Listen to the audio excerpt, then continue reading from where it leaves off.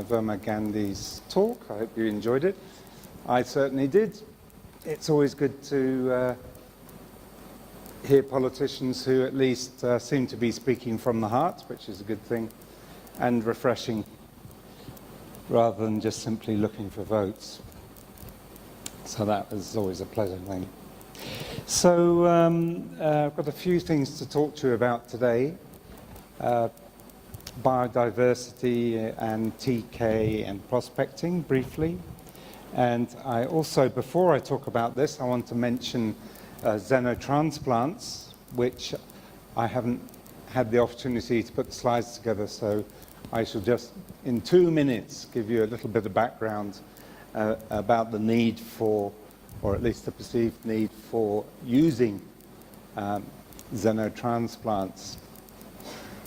So when I was in Canada, and I first started teaching biotechnology law back in 2002, I discovered that at my university there was one of the early pioneers in the creation of human organs in animals. What he'd done when he was in the UK, this is Dr. White, was develop a pig which had some human genes in it, so it was a transgenic pig, to reduce the likelihood of rejection of pig organs should they be transplanted into humans. Anyway, he's sold up his company and moved to Canada to carry on researching at the university. And shortly after that, they discovered that pigs actually carry a virus called PERV, which there was a very, very, very, very, very, very small likelihood that it could be transferred to humans. So this was in the late 1990s. And so, of course, this put a brake on the use of pig organs as transplant organs. So I don't know if you're aware of this, but the availability of transplant organs is much less than the need for transplant organs for people who have organ failure. And probably the top ones are kidneys and hearts. There's a great kidney and heart shortage. One issue is that people don't donate their organs when they die, or those who are young and healthy don't donate their organs. I recommend that you all donate your organs. Should you be dead, you should put it on a bit of paper somewhere that you want your organs to be used in a fruitful way when you're gone, if it doesn't offend you too much in one way or another. So there is a huge shortage. So the demand outstrips supply by 4 to 1 in terms of the availability of organs, which means that a lot of people unnecessarily die who could otherwise lead fulfilling and hopefully contributing to society for a much longer period. So organ shortage is certainly an issue. So there's a couple of fronts on the biotech front where this is hopefully going to be addressed. One, as I was mentioning, is the xenotransplants, and that's where you take an organ from another creature and stick it into a human. Just taking, of course, a human kidney and sticking it in a human is not going to work because it would be rejected and kill the patient pretty much instantly. So it would have to be a modified organ in one way or another. So with the advent of CRISPR, it is thought that it would be a lot easier to knock out bits of the pig genome that would be incompatible with human recipients. So there is a new lease of life on the pig organ donor front. People mostly talk about pigs because pigs are quite similar to humans, certainly in organ size and sometimes in their characteristics, as a joke. So that's really the story on xenotransplants. There was basically a moratorium on it for a while because of the PERV issue, but that is basically going away, particularly with the application of CRISPR technologies. already for many, many years, some parts of pigs have been used in humans, namely the cartilage on heart valves. So heart valve replacement using pig valves has been going on for many years. But that's probably only a little bit of the story. So think about that and wonder whether you would be happy to take a pig organ. Anybody would not be happy to? If it's that or die? Everybody's happy, that's good. Everyone's happy to have pig organs. So that's really what I have to say about the xenotransplant front. Legislation has not been forthcoming very much. That's mostly been controlled by internal country regulations in terms of what can or can't be done. There have been experiments done with islet cells from pigs to treat diabetes, and those have had some quite successful trials.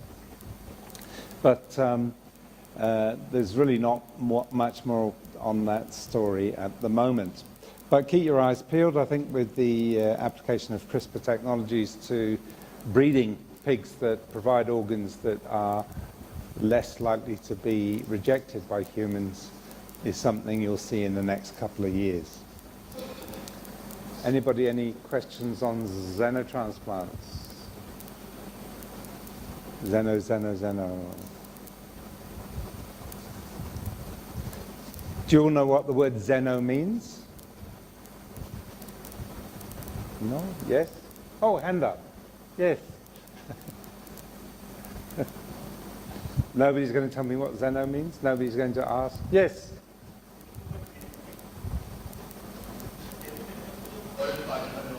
Foreign, yes. Outsider, hence the word comes from the Greek, means outsider, hence the word xenophobia, where people are fearful of people from outside.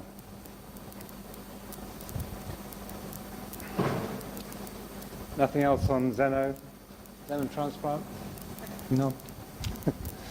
Not going to stand up for one.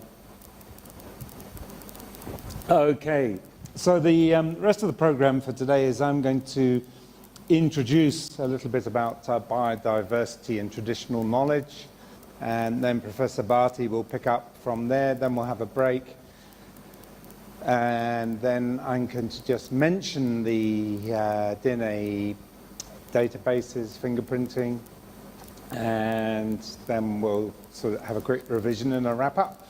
So that's the plan for this afternoon. Don't forget, if you don't understand a word or you just generally don't understand what I'm talking about, please stick your hand up, otherwise I don't know. If nobody says anything, I assume that everything is 100% clear and I can ask you an exam question on my very words and you will be able to understand what the answers should be. So one thing I've noted in the last 5 years, I moved to Australia 5 years ago, is that there is a great deal of traditional knowledge held in the minds and hands of the Aboriginal persons in Australia and Torres Strait Island persons. It's quite an issue in Australia as to how these resources that they hold are exploited and how the knowledge that they hold is used, is passed from person to person, and again, the potential for exploitation. So there are a number of terms that you'll come across. You may have heard of bioprospecting, you may have heard of biopiracy, and you may or may not know what the difference is. Does anybody want to volunteer a differentiation between the two terms? Everybody's a bit sleepy this afternoon again. Oh dear. I have to pick on someone. You're a good person to pick on you. What's the difference between bio... No, you're good. You have to shout because I'm deaf and it's noisy.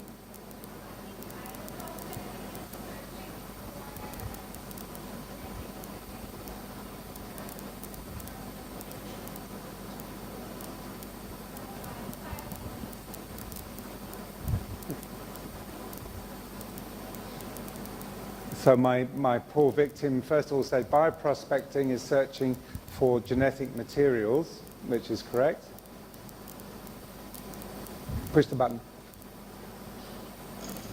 And biopiracy is one of the phenomenon of how developed countries tend to use resources from developing countries.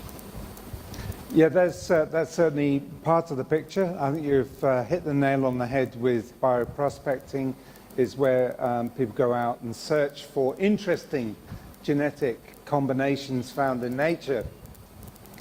And biopiracy, on the other hand, is where not so much nations, but it's usually corporations of developed nations go out not only into undeveloped or developing nations, but also into their own countryside, into areas where knowledge may be held by indigenous persons in their own countries, and exploited that knowledge in order to come up with a lead that will help them with their search for newer or better drugs. That's certainly a good differentiation between them. So there's been a number of issues that have popped up on the world arena, particularly in the WIPO discussions, and I think Professor Barty will talk about this later, on the interface between traditional knowledge and intellectual property.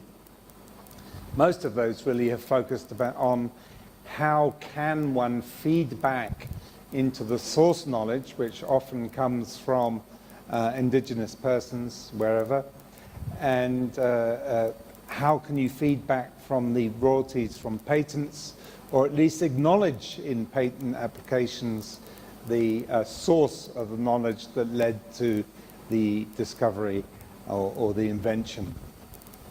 So there's also a bit of a challenge between the Convention for Biological Diversity and the WTO TRIPS agreement, which is another issue as well. The means by which we can set up a framework to protect traditional knowledge at the same time as getting the best global value from it is a difficult and perhaps intractable issue. So first of all, let's think about what do we mean by traditional knowledge. So it depends on to whom you talk as to what definition you will get.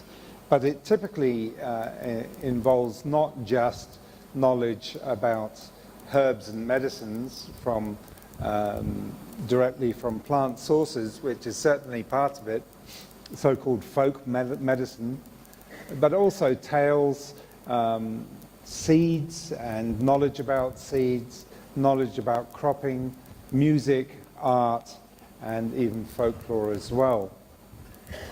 So all of these can be considered as part of the traditional knowledge story. But in short, most of us typically think of it as going to the jungle and finding interesting plants that produce unusual chemicals that have beneficial effects either for treating diseases or generally for people improving their health. So this is a definition of bioprospecting, the search for bioactive compounds and genetic information with commercial utility for the development of biotech products. And these can lead to developments in pharmaceuticals. Indeed, many of us pharmaceuticals have plant source originals. Even, I don't know if you know this, even aspirin. Everybody knows aspirin, the drug aspirin, painkiller. That comes from a willow tree originally. And indeed, cattle and sheep understand that. If they are in pain, they will often seek out a willow tree and chew the bark or the leaves if they are in reach, in order to give themselves some relief. So this is something that's been around for a very, very long time. Cosmetics, of course, the value of cosmetics is mostly to the producers of the cosmetic rather than the user of the cosmetic. Most people don't need to use any cosmetics ever for any reason whatsoever, and as you'll notice, I don't.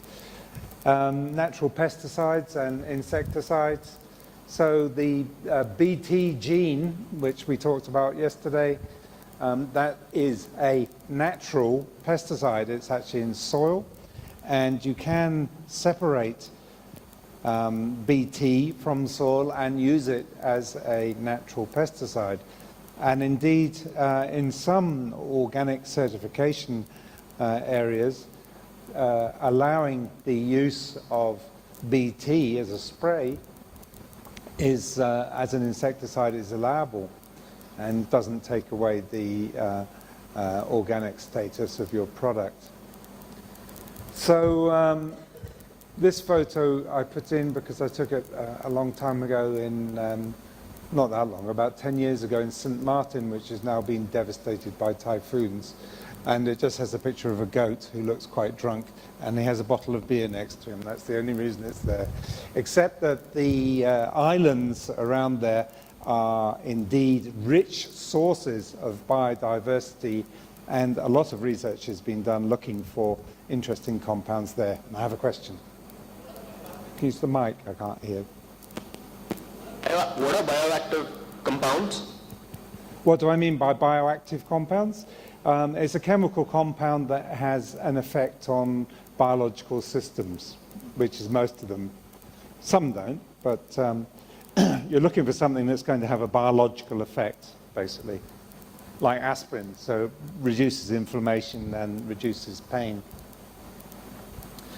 So why do people engage in ethnobiology or bioprospecting? Is that, of course, you can just make up compounds, but you'd have no idea whether the compound actually does something useful or has a bad effect on people who take it. Certainly, it has been found that if you have some prior knowledge of a plant that's being used by native persons for treating various ailments, that this can improve the chances of there being a bioactive drug that you can isolate from that plant from about 6% to 25%. So rather than just going around and collecting plants and testing them all, you have a shortcut by relying on other people's knowledge in order to produce a drug. So that's probably something of interest. Another thing which is perhaps unknown is that indeed 25% of all prescribed drugs, this was in the US, the survey was done, analysis was done, and 25% of them were originally derived from plant sources.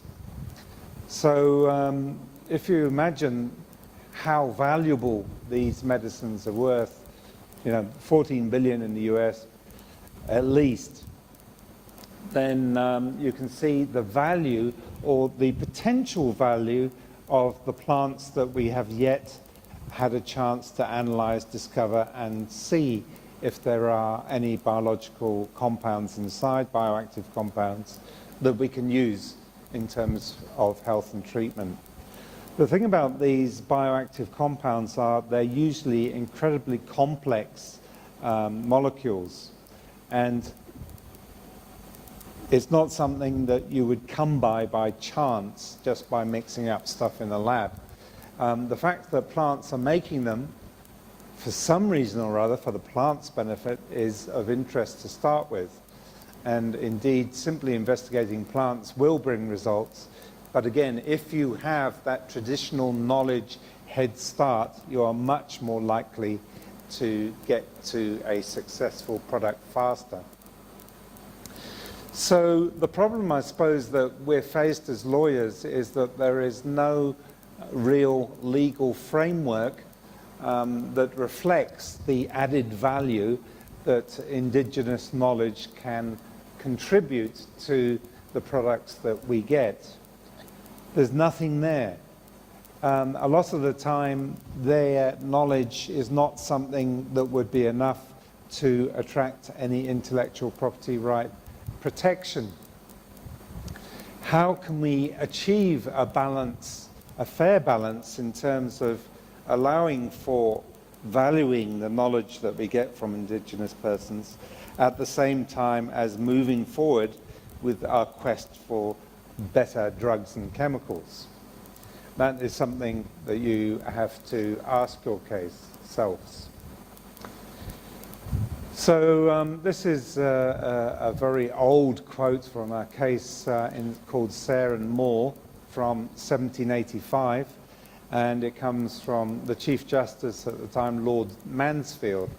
Those of you who have studied corporations law will probably realize that a lot of the earlier company law that was developed in the English jurisdiction in the 18th century, in the 1750s onwards, was due to the work of this particular person, Lord Mansfield, quite a famous judge in his own right in the corporate law area. But in this particular case, he said this: the rule of decision in this case is a matter of great consequence to the country. In deciding, we must take care to guard against two extremes, equally prejudicial. The one, that men of ability who have employed their time for the service of the community may not be deprived of their merits and the regard for their ingenuity and labour. The other, that the world may not be deprived of improvements, nor the progress of the arts be retarded. The act that secures copyright to authors guards against the piracy of the words and sentiments, but it does not prohibit writing on the same subject. So this was a copyright case, and of course copyright only protects that expression. But inside this case, inside this sentiment, he has summed up the problem that we face when we are bioprospecting or engaging in ethnobiology, is that there are a number of competing factors. One, of course, is the greed of corporations and people in general, is that they want to have maximum benefit for minimum cost. But that's not something that's easily addressed. The other is that how can you ensure that the wishes of the holders of the knowledge have their wishes respected? Perhaps they don't want to share with the world their particular rituals that involve the use of plants, etc., that may have potentially interesting biocompounds in them. So there's this need for balance throughout legal systems and competing interests, of course. So this is another little commentary here. The colonization of targeted life forms and species manipulated by biotech in the incorporation of non-Western systems of knowledge in the reductionism of commercialized Western science and technology. That's biopiracy, where you go in and basically you take what you want, you develop it, exploit it, patent it, and make millions for your corporation. So others, of course, have taken a rather more extreme view and saying that something like this, traditional knowledge, is simply a polemical romanticism that produces memorable bumper sticker slogans such as "Give the natives their culture back." And certainly you still find that sentiment expressed in some corporate areas. They say that there are benefits for humanity through exploitation by their corporation, of course, by going in and taking the knowledge that other people hold and using it to make the drugs, chemicals, and so forth that could be forthcoming faster if that approach is taken. So it depends what kind of person you are, I guess, whether you believe that view or the other view. If you look at some of the examples over the years, for example, the patenting of basmati rice lines, so-called Texmati, Jasmati, Kasmati, these are all now basically basmati related kind of rice products in the US.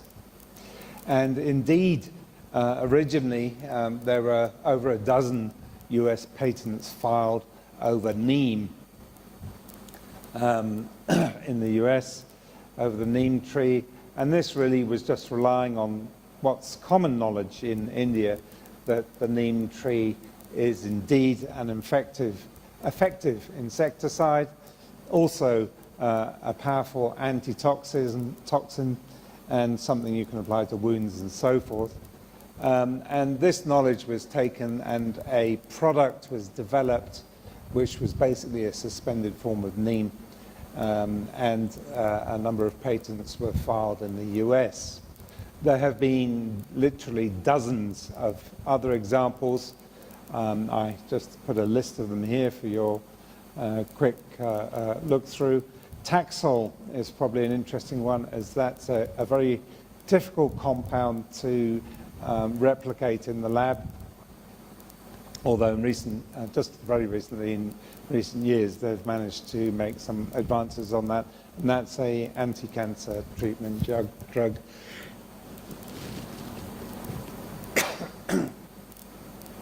I think it must be this room. It makes even politicians lose their voice. Then me too. There's been a number of patents filed coming out of biopiracy, basically. Now, a number of these were challenged by the Indian government, 15, 20 years ago.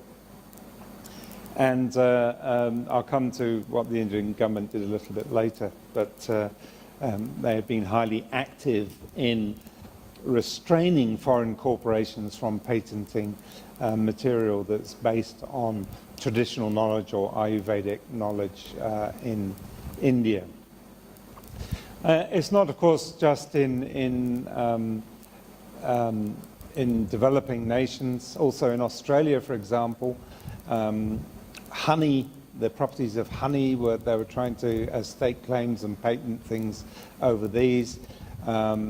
There's certainly a bit of a battle between New Zealand and Australia over who found the first uses of Manuka honey, a particular variety of honey that has very antibacterial properties. So again, this was also mentioned in Ayurvedic literature, but it has been used around the world, honey, as a curative for many ails by many cultures over the millennia. So in terms of the neem and turmeric patents, that was another famous one. The wound healing properties of turmeric, they tried to patent in 1996 in the US, and the Indian government actually took a bit of action on this, and that was the first successful assertion of a traditional knowledge right in the US over a US patent. So a number of the claims made in patents, and you remember we talked about that the other day, how the claims are formulated, have been pushed back also in the basmati patent and in the turmeric patent and the neem patents. Here's another one, the ayahuasca vine. Again, this is a South American one, and again there was a request for re-examination of the patent based on the local knowledge in South America. So of course, if you can demonstrate to the patent office that there has been publication of material regarding that bioactive, then you can say that there's no novelty, and thus the patent would be revoked. So happily, a lot of the Indian work was published thousands, if not thousands of years, hundreds, if not thousands of years ago. A lot of the Ayurvedic treatments that refer to these plants and their properties has been published for a long time. Of course, that it was typically in Sanskrit led a little bit of a problem because not too many US corporations have Sanskrit readers on hand. I bet they do now. Of course, they claimed that it wasn't published. But now you have to look at publication worldwide in whatever language it's published in. So a number of indigenous leaders, particularly in South America, have taken an active stance against the biopiracy of large corporations from the US typically. And they say, and they have said, that they own the knowledge, and should somebody else want the knowledge, then they should either pay for it or not get it. So if you look to the Convention on Biodiversity, Article 8J, you'll see that there is this idea that there is a common heritage around the world. Of course, there's not much in a phrase such as this, encourage the equitable sharing of the benefits arising from the utilization of such knowledge, innovations and practices. So it's trying to say here that it shouldn't just be a one-way street where the corporations go and take the information and nothing flows back. You should indeed have prior informed consent before you go out into the jungle of South America or the deserts of Australia or the rainforests of Australia, for example, and seek permission from those that hold the knowledge, or at least have access to those particular plants, before you take what they know and exploit it. A number of corporations have gone into agreement with not only countries, but also with individual tribes. So there has been some feedback to the source of these materials through individual corporation agreements. Now, you must remember that TRIPS did not really come into force until 1994. I got 95 there, perhaps it came into force in early 95. But the 1994 agreement was very much dominated by the US perspective of IP at that time. I don't think anyone would deny that. Although a number of the clauses in it, you can see, are compromises that came about between the US and the EU and even other groupings. So there are a number of provisions. We've talked about these before. It also has these ideas of patent. This is just to remind you, 20 years, industrial application, invention, and uses of medicinal products is not required, but often people do it. And we have our 165 nations that are indeed party to TRIPS.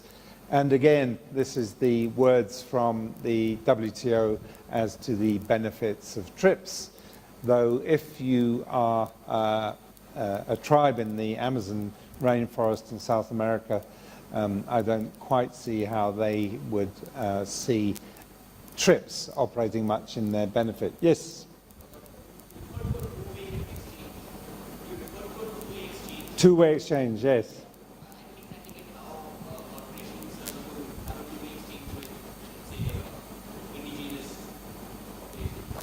So by this, they are suggesting that if a corporation goes to an area that's used by a particular native group, say a tribe, in the rainforest in the South America, they should come to an agreement that they can look for plant varieties, that the indigenous persons will help them identify useful plant varieties, but should there be some developments that make the corporation money or drugs, then they should give something back to the indigenous persons, something back that they want. So the two-way is the knowledge goes to the corporation, and what we would call probably corporate benefits, mostly money. It may be something else. Maybe they want an airstrip. Maybe they want treatment for ailments that they can't treat with their native drugs.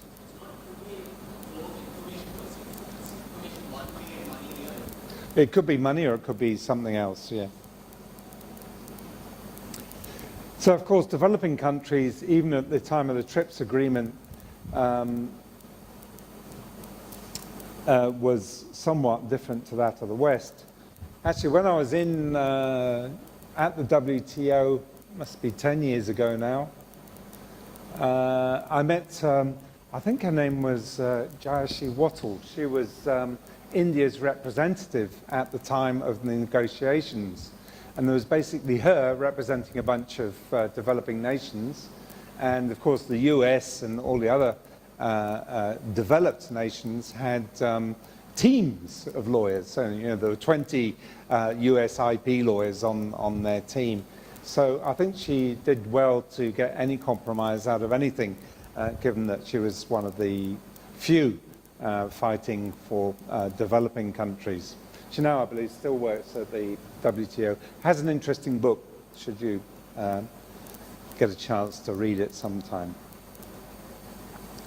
So anyway, so the developing country thought is that TRIPS basically just reinforces Western ideology as to what intellectual property is, what its constructs are, and what it means in terms of exploitation, what it means in terms of innovation. And it's simply seen as a private right holder kind of system, that the people with the patents are the private rights holders and never mind anybody else. So certainly when you look at the US, although as I mentioned before, this is slightly being pulled back from, simply isolating and purifying a natural substance is patentable if you can show a use for it. So certainly in terms of genes, they're pulling back from this approach. In Europe, biologicals, if you find interesting biocompounds, may be patentable when processed from the natural environment. So, of course, simply finding a neem leaf and saying you can use the neem leaf, you can't patent the neem leaf, you have to move forward and certainly satisfy the normal requirements of novelty and innovation as in terms of an inventive step. So those and utility. So the challenges mostly have come through the novelty challenge, particularly on things like neem and turmeric. So the TKDL, which I'm sure you're all aware of in India, has most of the Ayurvedic slokas in there. Over 2,000 plants listed, and it also is including other materials. Actually, I'm working on a little project which hasn't gone anywhere in the last 6 months on the yoga. I don't know if you've heard of Vikram or Bikram yoga in the US, who's claiming rights over that particular hot setting yoga. All you'd have to do is do yoga out here, would be hot setting, wouldn't it? Anyway, so that's a different story. So in Peru, they came up with their own approach for protecting access to genetic resources, and they have made actually a register indicopy of South American materials from the Peruvian area. So, of course, traditional knowledge itself is very difficult to see how you can protect it, because usually it's not written. It's usually passed on from a person. It could be so-called misknown witch doctor to witch doctor, or knowledge person to knowledge person, or elder to elder inside a particular grouping. So terms of Western protection around traditional knowledge systems are pretty much incompatible. And of course, depending on where you are, different knowledge holders may want different things. It may be simply that the group in the rainforest in South America may just want to be left alone. That may be their desire, rather than have money or crates of Coca-Cola. Any questions?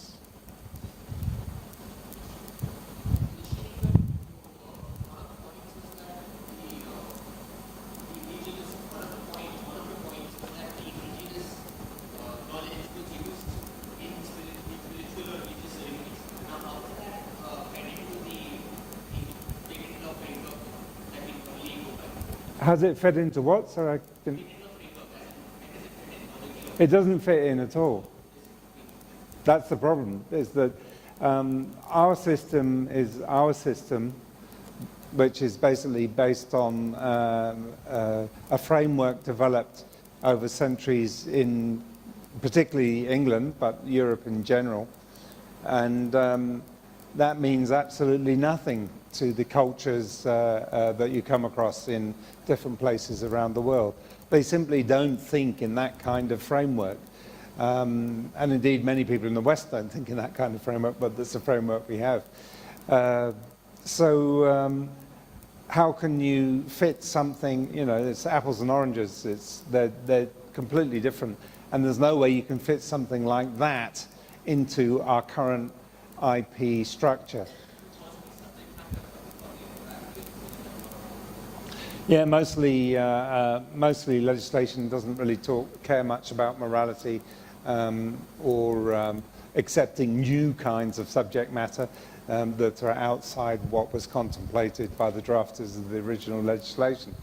So sadly, I would say, you know, most Western countries don't care unless they are forced to care through international agreements like the discussions going on at WIPO for the last 15 years at least.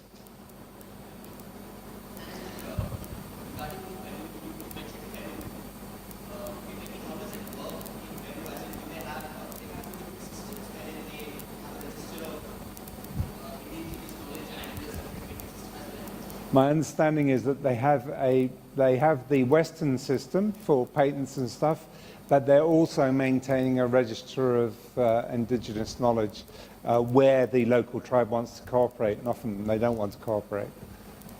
But they do have both.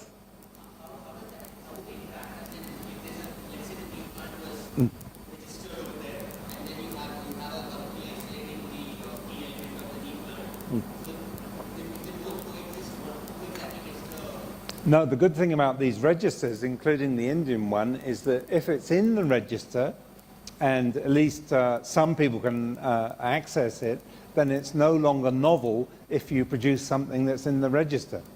You have to do something else. So it removes the ability for the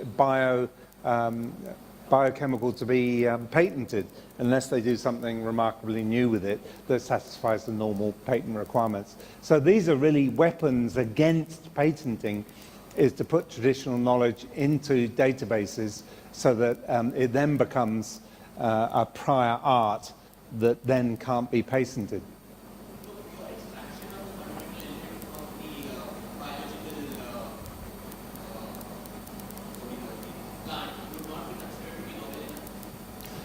Not unless you do, simply isolating it would not be novel enough, particularly if it's in a database. So, of course, different traditional knowledge holders, depending where they are, may want incredibly different things. As I say, maybe they just want to be left alone and not asked about the application of their plants and so forth. However, many are not adverse to the idea of receiving some kind of benefit sharing so that they can improve the well-being of their communities. Many of their communities, of course, are threatened due to deforestation and other mostly corporate-driven enterprises that remove materials and remove livelihoods at the same time. So finding what people want is a difficult issue on a case-by-case basis. The Convention on Biological Diversity, which I guess you've all had an opportunity to look at in the past, certainly recognizes that there is a collectivism involved in accessing materials. The Draft Declaration of Indigenous Peoples, there's some other models around the world, not just South America, but also Africa and so forth. So there have been examples of course, many examples of exploitation, but also some examples of cooperation. And certainly in the Western press, the Kani tribe of Western Kerala and their Jivani is a model of cooperation. I don't know how much truth is in this because I haven't been there and talked to the people, but certainly in terms of Western press, it's that. So this Arogipacha medicine of the mountain is found to reduce fatigue and make you feel better. I've never had any, so I can't tell you. But the formula of the compounds in it was developed by TBGRI. It was sold to a company. It was license-free and royalties shared between the license fee and royalties was shared between the company and the tribe, and it apparently has a good market in the US and Japan. And indeed, following this, the tribe had its own welfare trust set up, and the royalties, quite a lot of royalties from what I can read, was used to promote the activities of the people in that area. Promote their well-being. So that's seen certainly as a success story of exploiting knowledge for the benefit of the people who held the knowledge. So if you want to look up the patent number for turmeric, it's 5401504, which was granted for the use of wound healing, but as I say, it was challenged, as I mentioned before, and the patent was revoked, stating that the claims were obvious and anticipated, i.e. not novel, because there was prior art. The neem, again, is a great story, which I can leave you hopefully to enjoy for yourselves. In terms of problems, this has been a big problem, the so-called Hoodia cactus, which does, it would seem, suppress appetite. But the problem is, of course, that there's only so much Hoodia growing in Africa, and there's a lot more overweight people in North America who want to eat Hoodia to reduce their appetite. So it's probably not really a very happy story. And if you look around the world, there's not really a solid framework which could be used to develop protection system for traditional knowledge. There have been a few small advances. So, for example, in New Zealand, any indigenous Maori motif cannot be used for a trademark unless it's approved by Maori elders. There's an oversight committee. The US, there's the insignia of Native American tribes is also oversight. Traditional Chinese medicine protected in China, and indeed inside your own Patent Act. So the question, I suppose, is where do we go from here? And there is a World Intellectual Property Organization Intergovernmental Committee on Intellectual Property and Genetic Resources, Traditional Knowledge and Folklore, and I think it's recently changed its name slightly to include other kinds of traditional knowledge. And they just met recently. In fact, I had an email, because I'm on the mailing list today, but I haven't read it, so I'm not sure what it says amongst the other 150 emails I received today. So the questions, I suppose, you need to ask yourself, which is always good, sit and ask yourself questions. So if a big drug corporation is using indigenous knowledge and spends a great deal of money, of course, to develop a cancer drug, should the tribe where the original knowledge came from receive property rights over that? Should they receive benefit from it? Should indigenous culture receive compensation for their ideas? Should they be able to deny access to this kind of knowledge if they want to, and many of them do? So that leaves you with something to think about, and I shall now hand over to my dear colleague. If anybody has any questions in the interim while he's getting his things together. Yes. Can you use the mic, because I can't hear because of the fans.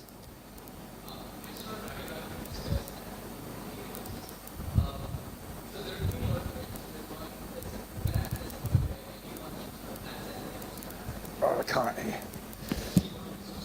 Sorry, I can't hear. I'll have to come closer.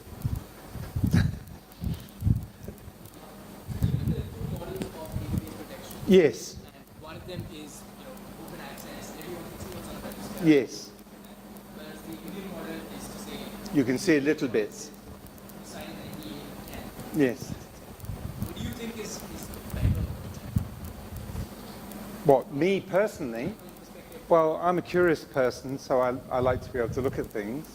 But if I ask, in fact, I did ask, and I could do some searches and retrieve what I was interested in. So, you know, I think if access is reasonably open, I think that's a good thing. Generally, I think that the more that information is shared, the better, generally. Probably not making, you know, making access to how to make sarin gas or bombs is probably not beneficial to anyone. So if you can see a benefit of access to the knowledge or the data, then my own thought is it's better to be open than closed.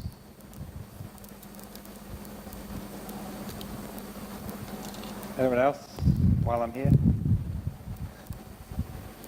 Got nothing? No.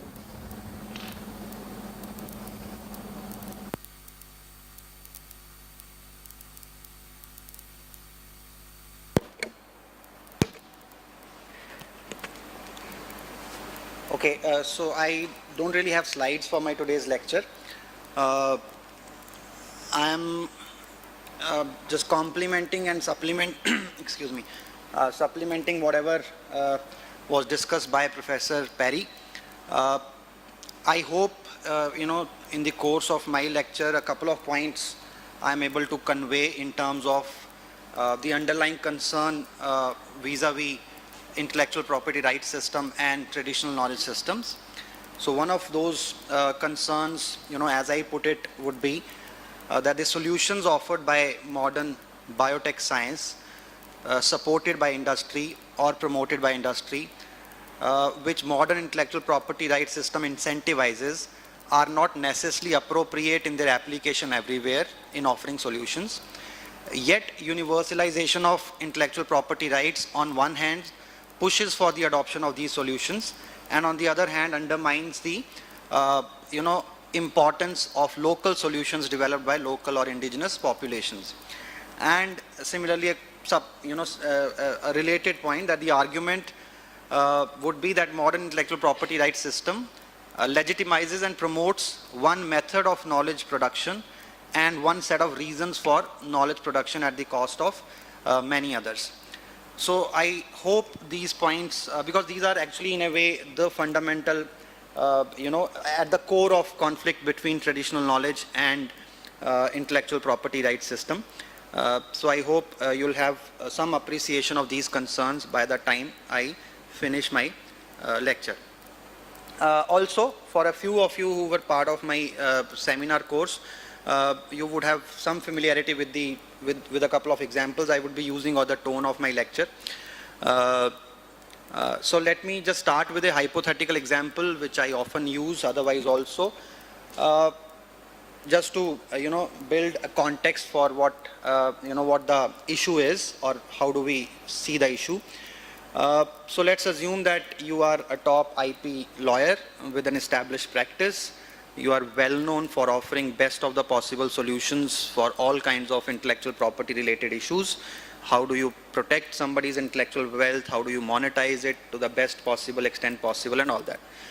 So you have your name and fame in the city, and suddenly one day you have a group of villagers meeting you who have come to you with something they know about, which is part of their cultural life, their the way they live, So they have some information about some plant which they use in certain kind of a solution, which they consume as part of their food or whatever, in their rituals, etc., which they also know helps them medicinally, okay, and which they associate certain cultural values with.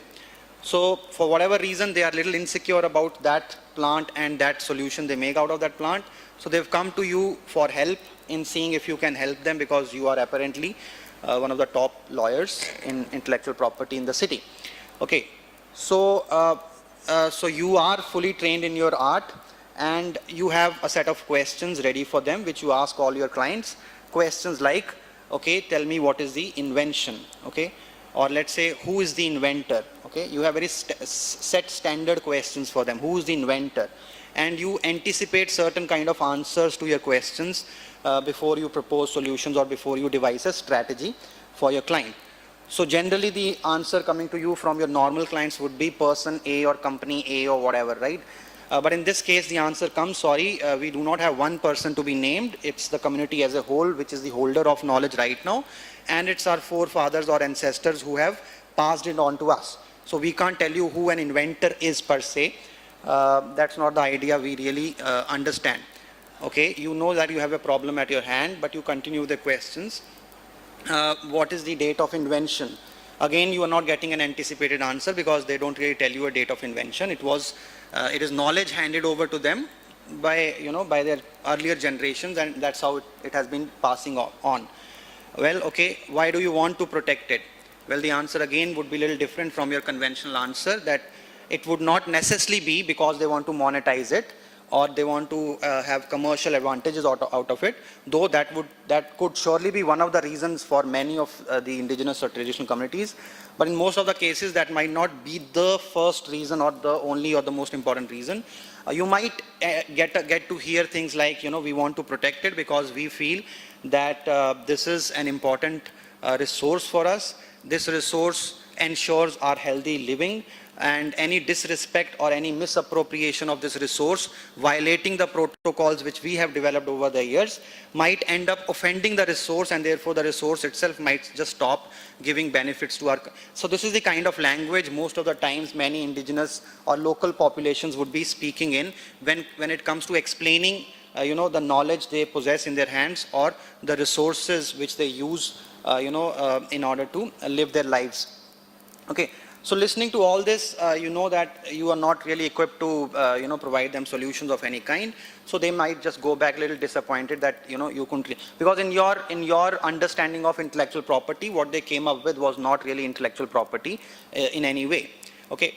So that's one part of this hypothetical example.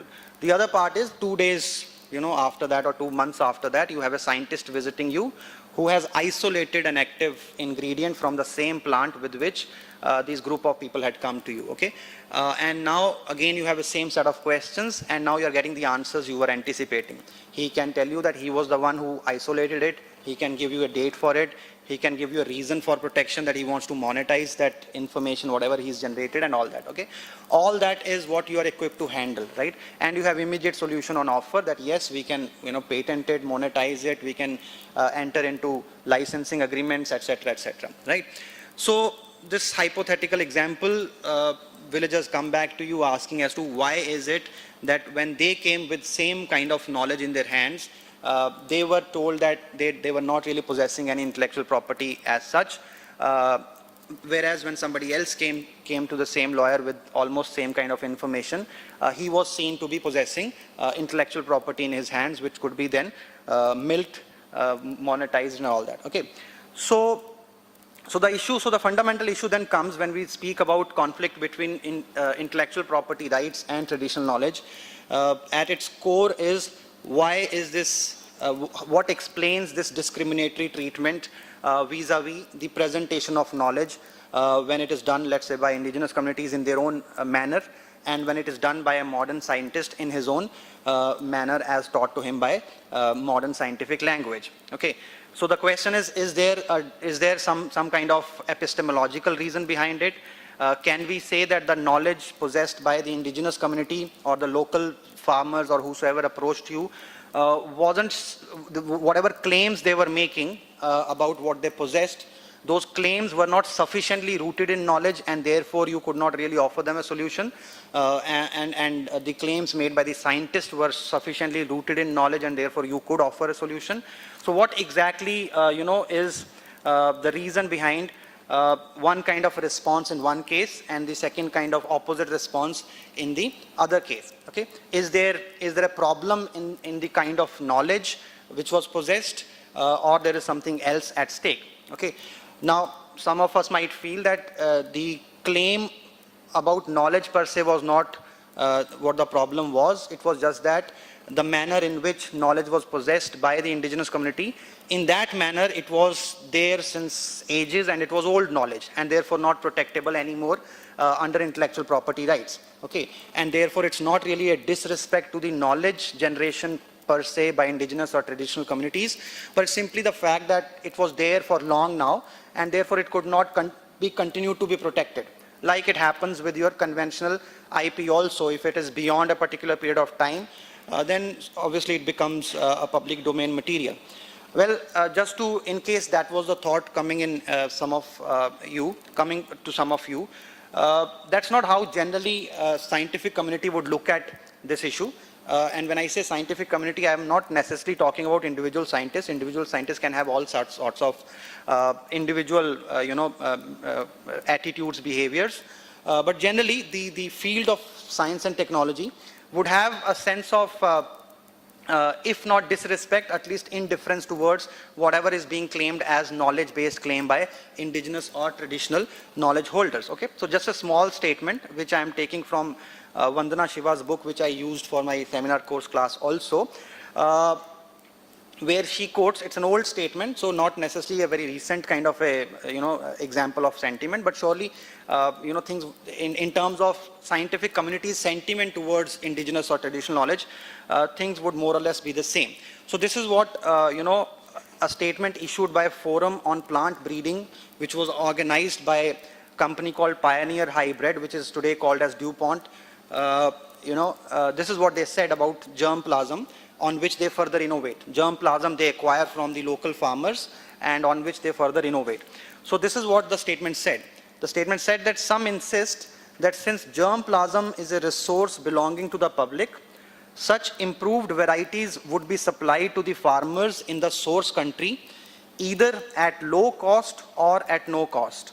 This overlooks the fact that raw germplasm, by raw germplasm they mean what they acquired from the farm, okay, the raw germplasm only becomes valuable after considerable investment of time and money both in adapting exotic germplasm for use by applied plant breeders and in incorporating the germplasm into varieties useful to farmers. Okay, so what they acquired from the farmland, groomed by farmers over the years, was treated as raw germplasm, which hadn't seen its own share of scientific investment into it, and only once it got treated genetically in a laboratory that some kind of value got added to it. Okay, so this dichotomy between raw germplasm, which comes from the farmland, where farmers were using that for a number of years, they had surely improvised upon that and developed new kinds of varieties, yet that was seen as, in the statement at least, that was seen as raw, whereas its treatment subsequently was seen as the first step towards adding value to the germplasm.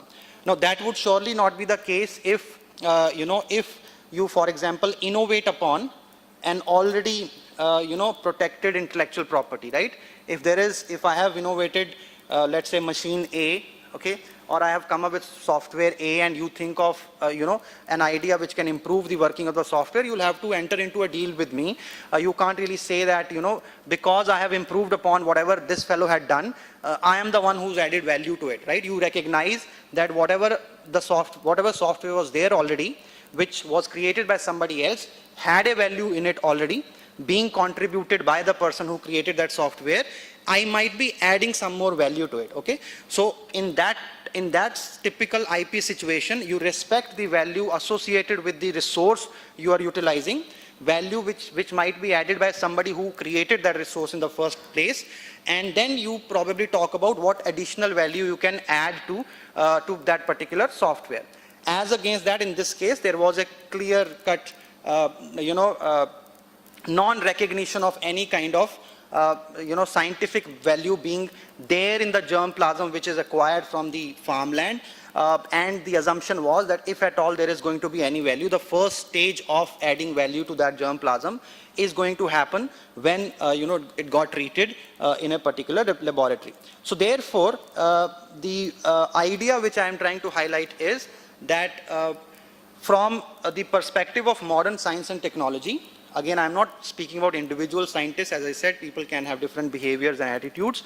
But from the modern scientific perspective, what gets claimed as traditional knowledge generally, okay, is at best a romanticization of what is being claimed, and it's not necessarily a knowledge-based claim.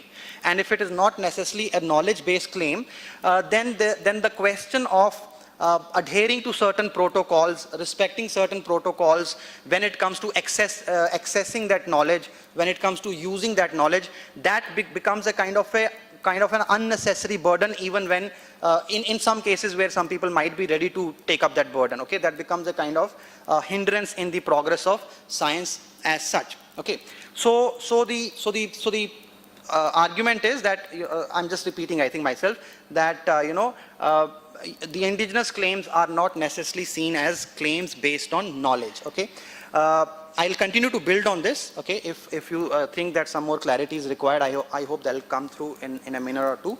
So let me just quote another statement which presents a different picture. Does not necessarily then go sufficiently far enough to say that these knowledge-based claims are protectable as some form of intellectual property, but it's surely a recognition of the fact that knowledge in the possession of, or information in the possession of indigenous communities or traditional knowledge holders is also, in terms of its quality, it is as much a knowledge as it is in the hands of a modern scientist who might be working in a lab setting. So this is Lord Hoffman from Merrill Doe versus, what is the other party in this case? I forgot. See, we discussed this in the patent class the other day, if somebody can tell me. Merrill Doe versus, okay, I'll tell you later. Anyhow, this is Lord Hoffman, okay. This is what he says, and basically the case was not about traditional knowledge per se. This was about novelty of a particular claim on a chemical, a metabolite being made inside human stomachs. Okay, so this is what he says about about certain things. He says about the question of how do we present knowledge, okay? So he says there is an infinite variety of descriptions under which the same thing may be known. Things may be described according to what they look like, how they are made, what they do, and in many other ways. Under what description must it be known in order to justify the statement that one knows that it exists? This depends entirely upon the purpose for which the question is being asked. Let me elaborate upon an example which was mentioned in argument. He uses the example of an Amazonian Indian. He says the Amazonian Indians have known for centuries that cinchona bark can be used to treat malaria and other fevers. They used it in the form of powdered bark. In 1820, French scientists discovered that active ingredient, an alkaloid called quinine, could be extracted and used more effectively in the form of sulfate of quinine. In 1944, the structure of alkaloid molecule, which was C20H24N2O2, was discovered. This meant that the substance could now be synthesized. Now he says, imagine a scientist telling an Amazonian Indian about the discoveries of 1820 and 1944.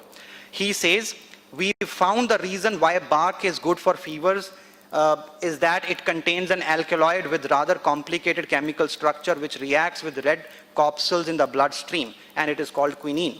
Well, the Indian replies that this is very interesting. In my tribe, we called it magic spirit of the bark. Okay? So now Lord Hoffman asks questions. So does Indian know about quinine? My lords, he says to other judges, under the description of a quality of bark which makes it useful for treating fevers, he obviously does. I do not think it matters that he chooses to label it in animistic rather than chemical terms. He knows that bark has a quality which makes it good for fever, and that is one of the descriptions of quinine. And then he obviously says, obviously the Indian would not know about the chemical structure and all that, okay?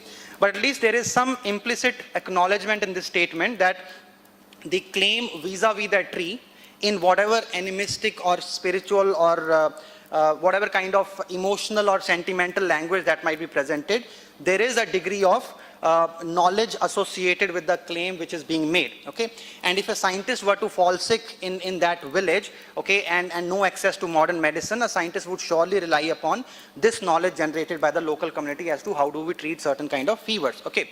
So, so the argument I'm trying to present is that at a fundamental level, where intellectual property rights system appears to be discriminating against traditional knowledge systems, the root cause of that discrimination somewhere lies in the attitude modern science itself has vis-a-vis alternative ways of engaging with the world, okay? It is presumed that there is only one way of engaging with the world, and there is only one way of generating knowledge or presenting that knowledge at least with respect to your engagement with the world. So patent laws, so when Lord Hoffman agreed that what Amazonians knew was also knowledge about what a tree or its bark can do, okay? The question comes, so for him that kind of situation was good enough for it to act as a prior art to defeat somebody's novelty, okay? But it was surely not good enough, even in his vision, it was surely not good enough for that knowledge to be treated as somebody's property, okay? Somebody's intellectual property, something which is already being created in a particular cultural setting, deserving protection within the protocols of that cultural setting, okay? That much surely is not coming out in whatever he was saying. So the question comes as to why would patent laws or their interpretations by judges might at times recognize the prior art value of indigenous knowledge, but would still not go the next step and recognize that it is protectable, property in some form, okay, whether it's an individual property or community property or whatever you call it, but at least it's not just out there in public domain like wild trees and wild herbs and shrubs, okay? So that's the more fundamental question. So how do we answer this question? Well, answer to this question, I'm relying upon, again, Vandana Shiva's argument on this, can be presented by arguing that patent laws equate, science and technology with with the narrower view of understanding science and technology, okay? So what do we mean by a narrower view of understanding science and technology? She argues that we can talk about science and technology in two. Patent laws basically are all about spurring scientific and technological development, right? This idea of development is a culturally loaded idea, right? Development can mean two different things for from two different cultural perspectives. So she says that from narrow view, science and technology is what scientists and technologists produce, and development is accepted as what science and technology in its modern sense produce. Scientists and technologies are in turn taken to be that sociological category formally trained in Western science and technology, either in institutions or organizations in the West, or in Asian institutions mimicking the paradigms of the West. Development in this view is taken as synonymous with introduction of Western science and technology. And that is what patent laws are primarily then meant to do. As against that, she argues that there is a wider or a broader view of looking at scientific development and technology. And in that she says, in wider view, where science is viewed as ways of knowing and technology is viewed as ways of doing, all societies in all their diversity have had science and technological systems on which their diverse developments have been based. Okay? So, if it is about engaging with the nature, in order to understand nature, so that you can live your lives, sufficiently secured from nature's, challenges to you, okay? The argument is that from that wider perspective, one could say that different communities have developed their own methodologies of engaging with nature and understanding the nature, and then preserving that knowledge to be transmitted to other members of the community or to the next generations, so that they also continue to have that information or that knowledge vis-a-vis Western laboratories, within certain, not Western laboratories, but models generated, in that kind of setting, which could be anywhere in the world for that matter. Okay. Just a couple of examples to substantiate the point I'm saying. So now I don't have the source to tell you where I read it, but I read it somewhere, but I can surely look it up and send it to you. That Southeast Asian farmers, for example, over a long period of time have developed almost 100,000 varieties of rice. Okay, I hope I am correctly quoting the figure I read. Alright? Okay. Now those 100,000 varieties were not, just bestowed by nature on them. Okay, that was surely a gradual process, but surely a process involving huge amount of knowledge-based interaction with the nature around them. Okay, that nature could be soil, that nature could be the original variety of rice which was available to them. That engagement could be the kind of nutrients they were using for their soil, etc., etc. But over the years, that is the humongous amount of varieties which the farmers could develop, without really resorting to any modern tools of scientific or biotechnological development, right? So the idea is not really to demerit the value or the advancements which modern biotechnology has brought in. The idea only is to argue for the inherent value which the indigenous knowledge holders have also been able to generate vis-a-vis their knowledge, okay? Which then gets adopted by modern science, okay? Modern science surely adds value to that, okay? But the statement with which I started, in that statement, the modern scientific attitude was that what we got was valueless, what we transformed became valuable, okay? So it's that kind of behavior which then seeps into your legal imagination, and your intellectual property rights as manifestation of that legal imagination fails to capture the value which is then added by by methods which are different from modern technological methods of dealing with nature around us. Okay. So in this conflict then between traditional knowledge system and intellectual property rights, the argument I am trying to convey to you is that by failing to appreciate the possibility that different communities may have different ways of articulating their engagement with the world around them, the natural world around them, and whatever knowledge they gather about it. Okay, the failure to recognize that reality can have various kinds of problems being created for the indigenous knowledge holders or traditional communities in general, okay?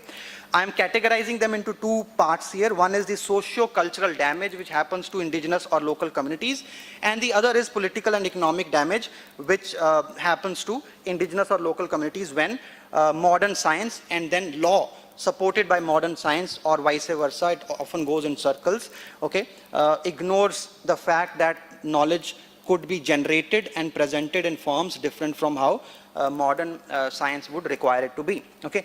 So when I speak about socio-cultural damage, it simply means that then that the manner in which intellectual property rights creates dichotomy between what is primitive and what is developed, what is exotic and what is created through human intervention, what is, you know, was just there as a wild thing and what is bred in the laboratories, okay, and therefore what is actually, you know, actually protectable and what is not, okay. A huge amount of you know, denigration of the local culture starts happening, okay. A kind of attitude gets developed where from the cultural setting within which intellectual property rights system got generated, from the perspective of that cultural setting, indigenous people or traditional people have at best superstitions, myths or belief systems based on ignorance. They surely do not have knowledge systems, okay. So if they do not have knowledge systems, then the question of adhering to certain protocols, whether those are local customary protocols or those are protocols being deliberately built by the parliaments or by policymakers, adhering to those protocols, as I said, becomes a kind of unnecessary hurdle in the otherwise spectacular growth of modern science, okay. So for example, in the example I started with, when that villager who was talking to you and you were sitting there as an IP lawyer, and when he said that, and when you said that why do you want to protect it, and his reply was, I want to protect it because the manner in which it gets treated by outsiders is disrespectful, and that disrespect might offend the material itself, and the material might just stop giving me advantages, whatever advantages as a community we were getting from this particular tree or that particular tree, right? I mean, there can be a number of examples of this kind of manner of talk. So for example, in Northeast, you have many communities who maintain grooves of trees, okay, and those areas are highly beneficial to the communities because they provide a lot of resources to the community. But from a materialistic sense, those are only bunch of trees, okay, you could just go there anytime and do whatever you wish. But those communities do not look at those trees as bunch of trees. Those trees are seen as an important part of the community, and the group of trees have their own privacy, if I may just use that word, and you can't just enter that groove anytime you wish. There are times in the year fixed when you can enter those grooves to take whatever you want, and again there are rituals associated with the practice of entering those grooves, rituals which are meant to basically convey your respect for the grooves as if the groove itself is some kind of human being who's going to you know, talk to you, okay. So therefore it's not uncommon to come across articulations by indigenous knowledge holders or traditional knowledge holders to talk about their knowledge in such terms, okay, which might have strong injection of moral connotation or spiritual sentiment or something like that, okay. And at times what happens, modern scientific attitude fails to comprehend the philosophical justification for this spiritual sentiment or moral connotation, and therefore tends to simply denigrate that as either a myth or some kind of spiritual sentiment, as I said, or some kind of a story or some kind of a belief system based on ignorance, but surely not something which is based on any kind of knowledge-based engagement with the natural world. You had a question, Simran. Sorry? Okay, sorry. Okay, so therefore, this is one level of damage which happens, that cultures get denigrated as you know, myths or belief systems based on ignorance, okay. Now, what is the response to that kind of attitude towards the cultures? Well, the response is for you to appreciate that why would a traditional knowledge holder would talk about his knowledge not necessarily in terms of chemistry, but probably in the terms in which I have already explained, okay. to make sense of that and to see the rationality behind that, you have to go step back and see the philosophical underpinnings of a traditional knowledge system, and how those philosophical underpinnings of a traditional knowledge system differ from philosophical underpinnings of modern scientific system. Okay, this is a claim I am making. You can rebut me and disagree with me strongly also, but I am just attempting to make a claim. Okay, so according to me, both modern science and traditional knowledge systems, their origins are ascientific. Okay, both start from a position which are scientifically neither provable nor disprovable. Okay, but both these positions provide the philosophical basis to how then systems further evolve. Okay, so for example, modern science in its roots, in its starting position, has to make a call about human beings' relationship with rest of the creation. Okay, and from modern science perspective, in that call, human beings are at the top of the hierarchy, and rest of the creation is just there to be extracted. Okay, and therefore there is a need to open up everything and see and record the information which is there in my veins, in leaves, inside earth, whatever. Okay. So this is the system of hierarchy where on one side you have human beings, on the other side you have a material world which could simply be explored and information can be generated. So this is the starting philosophical position for modern science, which I believe is ascientific, because you can neither prove it nor disprove it whether human beings have a relationship of superiority with rest of the creation. On the other side, traditional knowledge systems mostly would have a starting position where human beings are just part of the whole system and not are standing at the top of the pyramid. Okay, and their engagement with rest of the world is not between human beings and the material world.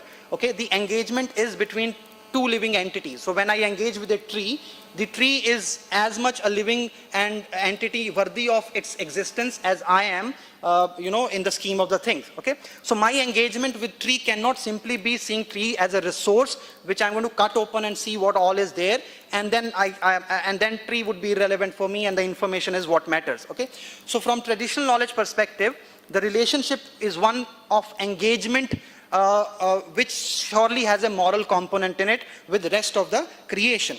And that at times, because it would then necessarily have a moral component, gives an impression that traditional knowledge systems are based on myths, superstitions, etc., and are not really knowledge based. So I'm quoting one small paragraph as my concluding remark on this portion of my lecture, which is a sort of a rebuttal to that attitude towards traditional knowledge. This I am quoting from a very interesting work which you can go back and read, a book which again I use in my seminar course. This is Science, Colonialism and Indigenous People, The Cultural Politics of Law and Knowledge by Laurelyn Witt, okay, published by Cambridge. So she argues, given the affiliational ties that bind humans to the non-human, to the land and all of its constituent beings, respect is the most fitting and revealing moral response. It requires constant attentiveness to the value of something or someone, appreciation of the fact that the individual has its own unique contribution to make, which is vital to the natural order, awareness of the constraints and limitations which characterize and contextualize it, and gratitude for all of this. None of this is possible, she says, and this is according to me the most important part of what she's saying. None of this is possible without careful thought and observation, so that one can come to better understand what its functions or contribution is, what conditions are needed to permit its continuation, how not to interfere with it, and how best to enable it. This, she says, and this you can treat as her punchline, this, she says, is to suggest that respect, the element of respect, which often gets reflected in the manner in which TK holders talk to you, okay, and on the basis of which we say that probably TK is a myth-based system or ignorance-based system. So she says this is to suggest that respect is as much a cognitive virtue, okay, as it is a moral virtue, right? So knowledge for us otherwise is our cognitive engagement with the world and the information we generate, right? So in this case, she says that the element of respect, which often gets reflected in the manner in which TK holders talk to you, okay, which often becomes a ground for us to say that probably they are talking about some myth or some ignorance-based fantasies, okay, often involves huge amount of cognitive engagement with the world around us, which gets reflected in the language they use, which makes sense in the light of the philosophical underpinnings which inform their engagement with the world. Okay, so that is one side of it, that your failure to be open to the possibility that different cultures engage the people all around the world. It's not that, people in West, in a small area, were the only ones who were finding out ways to fight back nature, right? All across the humanity survived all over the globe because people did find ways to fight back the nature, right?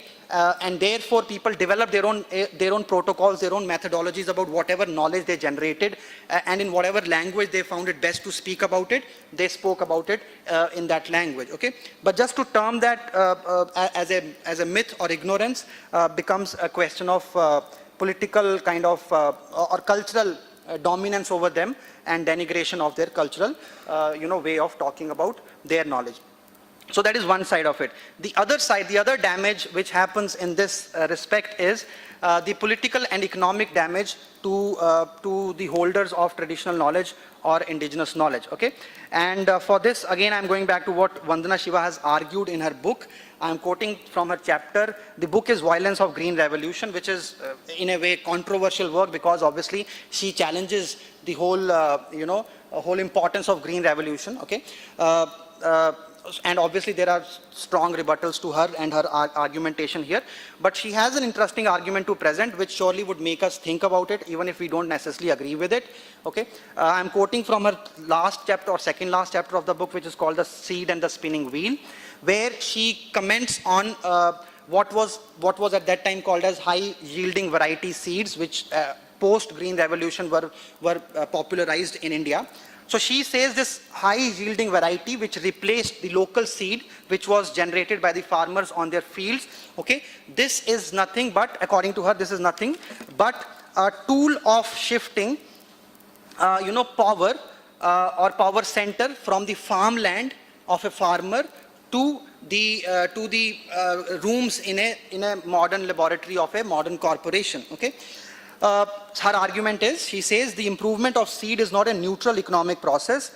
It is more importantly a political process that shifts control over biological diversity from local peasants to transnational corporations and changes biological systems from complete systems reproducing themselves into raw materials. It therefore changes the role of agricultural producer and the role of ecological processes. The new biotechnologies follow the line of path of hybridization in changing the location of power as associated with the seed. Okay? So commenting further on how does this new high yielding variety seed which is being produced in high-tech laboratories and then supplied to farmers, how does that and by the way, let me just bring in intellectual property rights again. So intellectual property rights would exist to spur this kind of innovation which would be happening in Monsanto or DuPont or something like that, right? Traditionally at least, that's what improvement would be understood to mean, right? And therefore you would need to have a more stronger version of intellectual property rights so that you have a better version of seed giving you greater yield per acre or per whatever unit of land, and that would surely be seen to be a good thing to happen, okay? But her argument is that science is so implicated with industry today that the solutions which come out of scientific scientific laboratories are not necessarily the solutions which are applicable anywhere and everywhere. Oftentimes, those solutions have their limited utility and their utility is context specific, okay? So a high yielding variety which he criticizes here, and the criticism I'll present in a while, she says would surely be a scientific development for a large western farmland, but probably would be dangerous for a small subsistent level farming which happens in countries like India, Pakistan, etc., etc. Okay. Now she presents two kinds of problems with the high yielding variety seed she was talking about at that time. I'm sure a lot of things have improved in terms of the seed today, and there would be different kinds of arguments vis-a-vis the seeds. But at that time, what was promoted as high yielding variety, she presents two arguments to just argue the point that they, by undermining the local wisdom vis-a-vis seed, okay, end up causing more damage than benefit to the society. And intellectual property rights then steps in to just continue to support innovation of that particular kind, which is not necessarily beneficial to the society. Okay? So first point of her criticism goes like this. She says, high yielding varieties are not intrinsic to the seeds, but are a function of availability of inputs. As referred in chapter 2 of United Nations Research Institute for Social Development study, a 15-nation study on the impact of new seeds, it concluded that the term high-yielding variety is a misnomer because it implies that new seeds are high-yielding in and of themselves. The distinguishing feature of these seeds, however, is that they are highly responsive to certain key inputs such as fertilizer and irrigation. Okay? Quoting some other scholar, she says, Palmer therefore suggested the term high responsive varieties in place of high yielding varieties. Okay? So what was at that time promoted as high yielding variety was not necessarily high yielding in its own capacity. A seed is otherwise meant to just crop up in its own capacity without really having too much of an external support. This high yielding variety was responsive to certain inputs. Okay, so for example, you needed more fertilizer, and you have more fertilizer, it will give you more yield. You needed to have more amount of irrigation. So if you have more irrigation, it will give you more yield. But in its own capacity, with normal fertilizer utilization and normal water utilization, it would probably fail to give you the promised yield. This change in the nature of seed, she argues, is justified by creating a legal framework that treats self-regenerative seed as primitive and as raw germplasm, and the seed that is inert without inputs and non-reproducible as a finished product, which she proposes is a problematic situation, and obviously a case of, according to her, a political and economic assault against local communities who otherwise were breeding their seeds according to their conventional traditional practices. So that is one side of the point she builds. The other she says, which again she says is a political and economic damage to local communities, she says, when we speak about,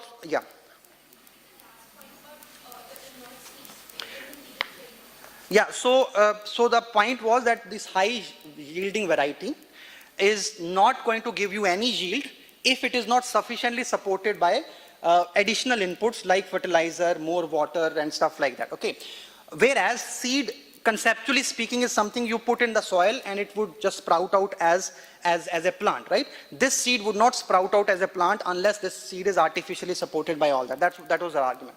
So this seed, I'll just come to you. This seed is then a result of scientific innovation, okay? So she says a legal regime steps in to, first of all, spur this kind of innovation and then call this innovation as improvement, but the underlying seed from which this innovation happened is often tagged as I said, with no value or whatever, okay? So the dichotomy between what is valuable and what is not valuable gets rationalized or justified with the help of your intellectual property rights system as a legal rationalization. Yes, Balaji, you had a question. So at some point, are we going to deal with the rebuttals to international law arguments? Yeah, so I will be happy to have it from you. No, sir, I really going to deal with it. Well, I can make a comment. Okay, yeah. She's absolutely wrong in that some seeds are indeed better yielding than other given the same inputs. She's actually wrong on a few things. Scientifically? The heart's in the right place, yes. That's my perspective. Okay. So I don't think right now I would be able to then have a counter to what Professor Perry is saying. I'll have to go back and see again. It's a very well-received work otherwise, so surely there is merit in what Professor Perry is saying, but there is an argument she says that, high-yielding variety would require more amount of fertilizers and more amount of water for it to then give you a greater amount of crop, okay? It would surely give you higher amount of yield. So more amount of fertilizer, for example, used on traditional seed variety might not give you higher amount of yield, whereas high amount of fertilizer used on this high yielding variety would surely give you high amount of yield. But the argument was this needs the support of those external outputs to a greater degree, okay? This becomes even more problematic when you get to know who would supply you those outputs then, okay? So when you have biotech industry and fertilizer industry coming together, okay, the picture starts looking a little more problematic for indigenous traditional farmers and all that, okay? So on one hand, you can have Monsanto giving you a yield which would give you giving you a variety which will give you high yield, but then somebody associated with Monsanto would also be making chemical fertilizers which would then eventually be used to give you that higher yield, okay? So amalgamation of industrial players at one level and then the solutions which are being offered, according to her, again, would surely be scientific solutions, okay? The argument is not that you will not have higher yield, but probably they would be better applied in Western farmlands which are bigger in space. You have lesser, lesser people to work on the farmlands. You have a greater amount of water resources available. You have mechanized farming happening, helping you to grow your seeds. Okay, so that is one level of it. Surely, I've received some strong disagreement on that. I was personally speaking, I was fairly convinced about her argument, so I would admit that position. Okay. Second point she says is that when we speak about an improved seed, okay. Improved seed is not necessarily giving you improvement of the plant all over, okay, the whole plant per se. Improvement means certain kinds of things which get improved and certain kind of things which get a little demoted in terms of their importance. So the argument goes like this. She says, it also becomes an instrument of dispossession by selectively removing those plants or parts of plants that do not serve the commercial interest but are essential for survival of nature and people. Improvement of a selected characteristic in a plant is also a selection against other characteristics which are useful to nature and for local consumption. Improvement is not a class or gender neutral concept. Improvement is not a class or gender neutral concept. So, taking the same rice variety as an example, she says, for example, individual crops for an Indian farmer are multi-purpose. Rice, for instance, is only partially food.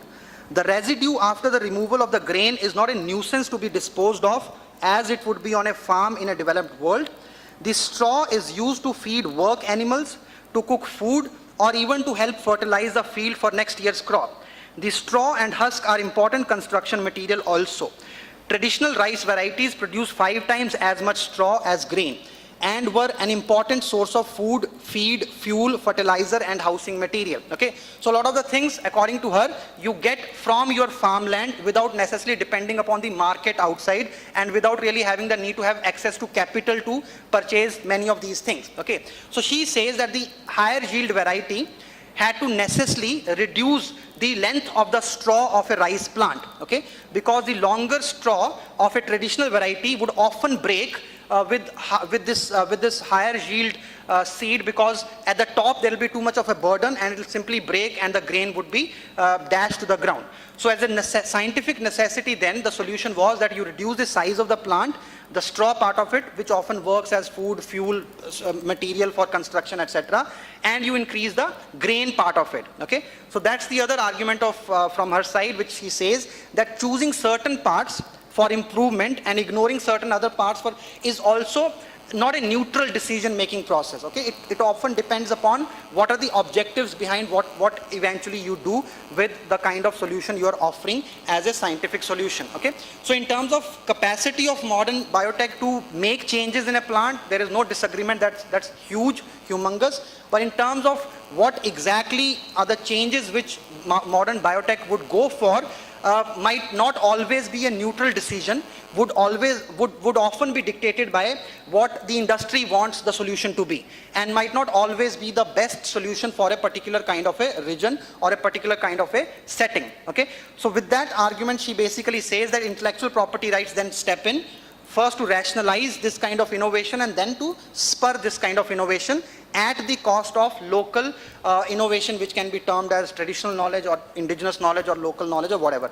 And therefore, according to me, the core of the concern lies in how do we appreciate the fact that what was happening in local settings was also scientific engagement with the world around us, and what happens in biotech industry in the laboratories is also one major form of our scientific engagement with the world around us. Okay, this overshadowing of the local knowledge systems on the basis or on the assumption that those are not knowledge systems. Okay, that lies at the root of the conflict between traditional knowledge and intellectual property rights. Okay, so with this, I'm closing, but I'm surely anticipating some strong disagreements with what I have said. Okay. Yes.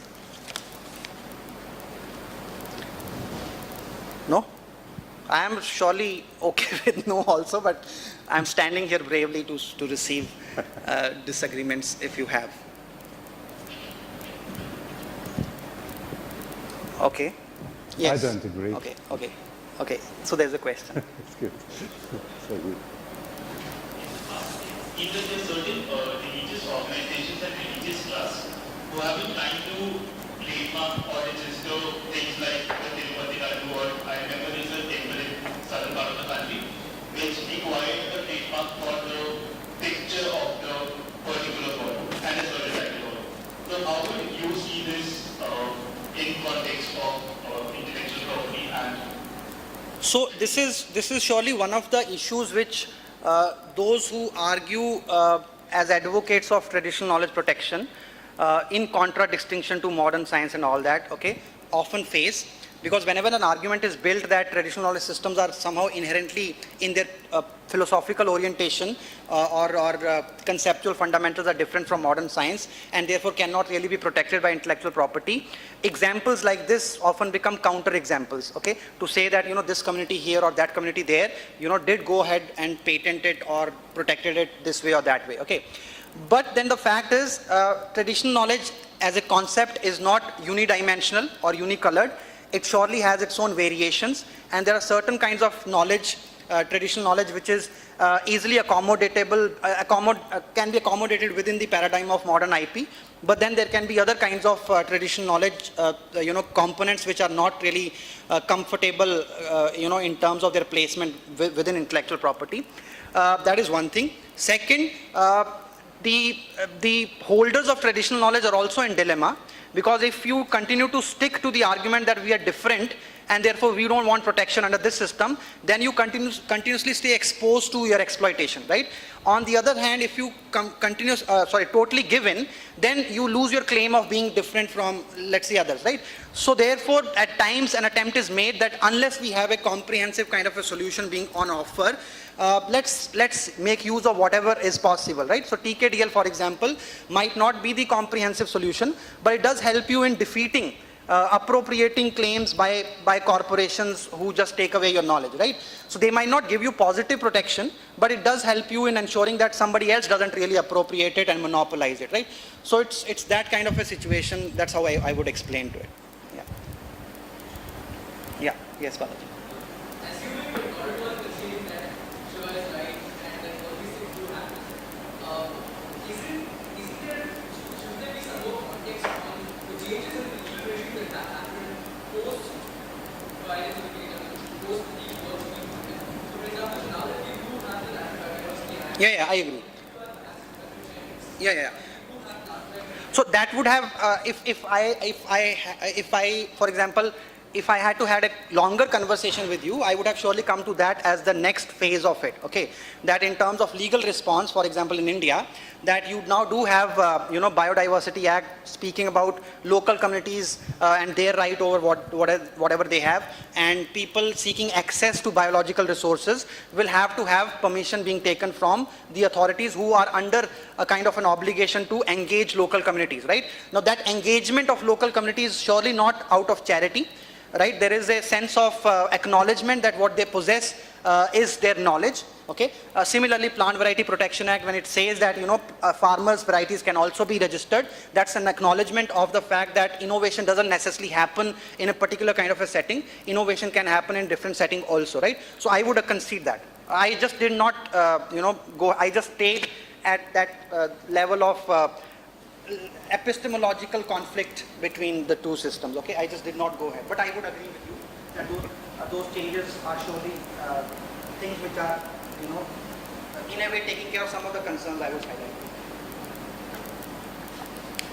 Okay, so are we taking a break now, Professor Perry? Sorry? We are taking a break now, 10 minutes? Break? Yeah, I think so. Yeah. Yes, that would be good. So we'll break for 10 minutes and then we'll have the last session of our course. Yeah.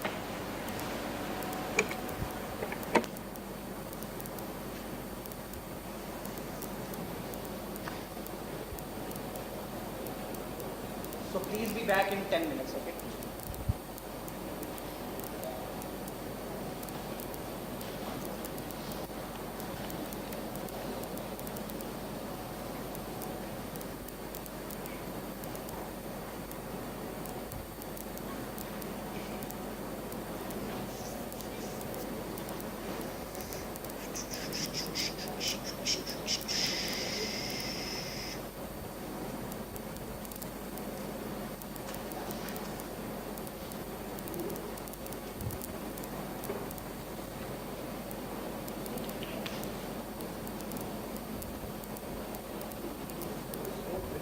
Yeah. You were having too much fun. Huh? You were having too much fun.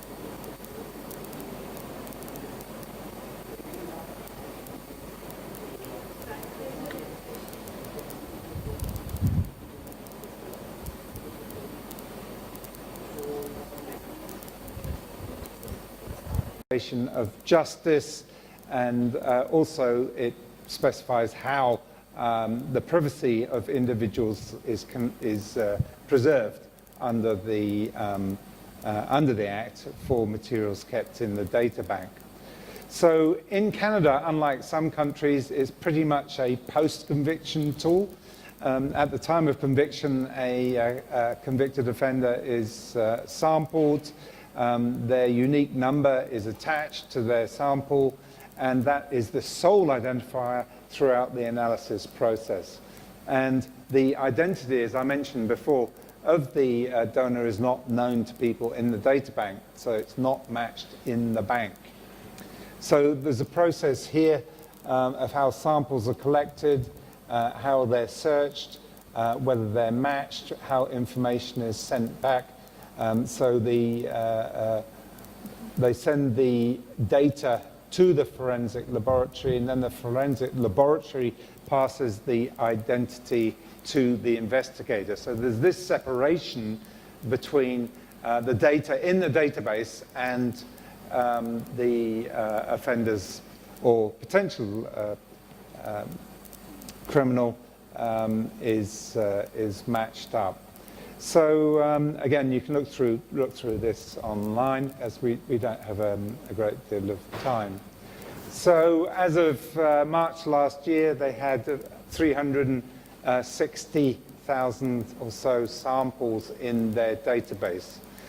There is a list of offences for which you can be sampled, and this is a long and not a list that brings you much joy, as its main offences, things like kidnapping, hostage taking, seizing control of a ship is one of them, and so on and so forth, sexual offences, and also some secondary offences that also give rise to sample taking as well.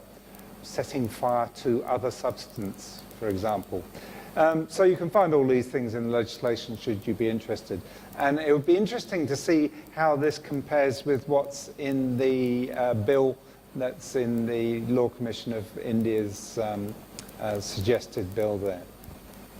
So DNA, of course, it certainly helps eliminate suspects, and it also certainly helps positively identify suspects.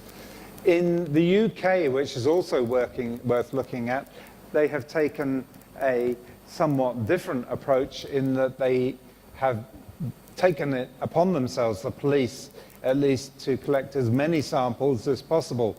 So even minor offences, minor infringements, give rise to the ability for the enforcement agencies to take a sample. So, for example, were you driving along and one of your stoplights on your car was not working, that would be enough for them to take a DNA sample from you. Imagine if everybody who committed a traffic violation in India had their sample taken, the size of the DNA database that you would need to collect all those materials. So, and the other thing is that all the DNA is kept, even those of suspects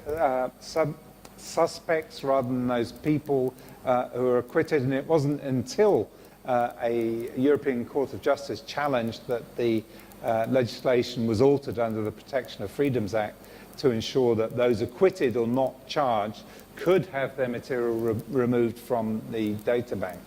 So they've been highly active, as I say, in the UK. They've also tried run some other kinds of technological research on the data. So, for example, they now have a red hair database, and they also say perhaps they could look for ethnic identity inside the data of samples collected from crime scenes as well. So these kind of things are somewhat ambitious. So if you can collect a sample, and this is quite futuristic, from a crime scene, and then perhaps identify some specific physical traits like height or eye color, hair color, even facial characteristics like freckles or something, it certainly comes to a point where you're starting to pull out identity as an individual identity from just the DNA sample.